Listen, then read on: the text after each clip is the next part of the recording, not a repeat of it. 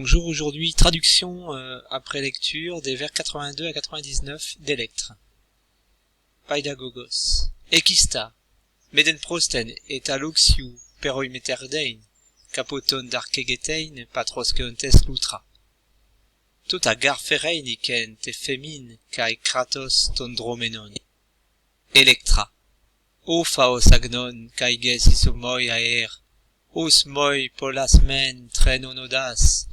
Polas antereis estus ternon plagais aimas somenon. Opotan nofera nux upolefte. Tade padnukidon edes tugerai. Xunisasonai mogeronoikon. Osa ton dustenon emon trenopater. On katamen barbaron aian. Foinios ares. Uk exenisen. Meter de me. Kokoinolekes aiglistos. Opos drun ulotomoi skidzusi kara fonio pelekei. Nous allons procéder à la traduction.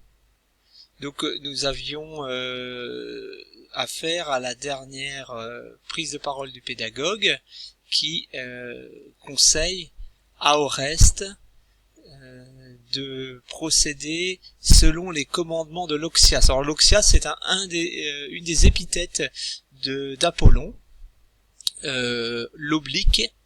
Ce surnom est expliqué par l'ambiguïté, la confusion possible des propos du dieu, des oracles quand il livre ses prophéties.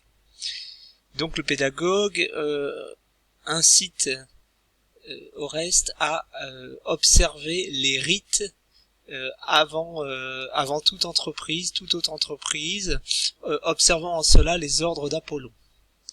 Ekista, pas du tout. Meden erdein, ne rien faire. Peirometa, tâchons de ne rien faire. Prosten et aloxiu, au-delà des ordres de l'Oxias. Avant que les ordres de l'Oxias. Les de l'Oxias. Nous avons l'article neutre, pluriel, seul. Les, sous-entendu, les paroles, les prophéties. Kai apotonde. Et selon ces commandements, arkegetein, là il faut reprendre le verbe principal, peirometa, tâchons de commencer, d'entreprendre, de commencer, et tâchons de commencer comme il convient, patros keontes lutra, de ton père, versant les libations. Donc tâchons de commencer keontes à verser lutra les libations de ton père, en l'honneur de ton père. Gare, en effet, tota, ces actions, ces conditions, ferei, apporteront, c'est cette seule condition qui apportera, nikente, et la victoire, F mine de notre côté, kai kratos, et la réussite, ton dromenon, de ce qui est entrepris, des choses entreprises. Alors, à noter, petit point de grammaire, nous avons vu de nombreux verbes au présent, et nous allons retenir cette terminaison, epsilon iota, qui caractérise la troisième personne du singulier au présent, ei, fait rei, donc cette suite vocalique, nous la retenons comme la terminaison de la troisième personne des verbes réguliers au présent. Alors que au vers 80, nous avions eis pour la deuxième personne du singulier. Eis, ei. Nous verrons bientôt cette conjugaison dans le cadre de nos leçons. Alors, la suite consiste en la réplique d'Electre, la plainte d'Electre qui célèbre d'une manière originale l'arrivée du jour. Ô Phaos Agnon, ô pure lumière, Agnon pur. kai aer, étoilère, isomoirges, isomoire, vocatif, égal en étendue, ges, de la terre, à la terre. Os, combien, moi, par mois, audace, de chant, trénon, de deuil, pour la semaine. Que nombreux, combien nombreux les chants de deuil par mois. Polasde, combien, d'autre part, nombreux, plagas interes, des coups portés par devant. Il s'agit d'un adjectif interes. Sternon aimasomenon, contre cette poitrine ensanglantée. Estu, m'avez-vous, avez-vous vu? Là, nous avons le verbe qui, dont le sujet est un double sujet en réalité, c'est l'air, aer, et la lumière, phos. Donc électre s'adresse aux éléments. Combien, que de coups m'avez-vous vu porter par devant contre cette poitrine ensanglantée? Opotane, dès que, nux nofera, la sombre nuit, upolefte, s'échappe, disparaît.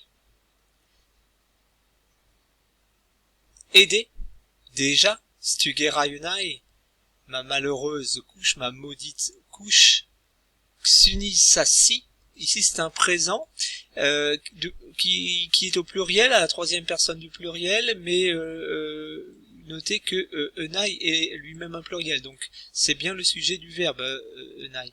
Donc xunisassi connaît, aidait déjà, ma maudite couche connaît déjà.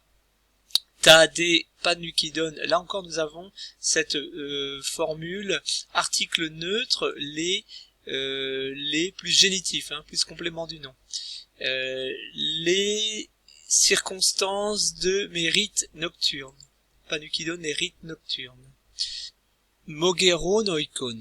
Nous avons de nouveau un génitif, une fonction complément du nom, que nous allons traduire par un complément de lieu pour alléger la phrase. Dans cette maison, oikon, mogeron, de douleur.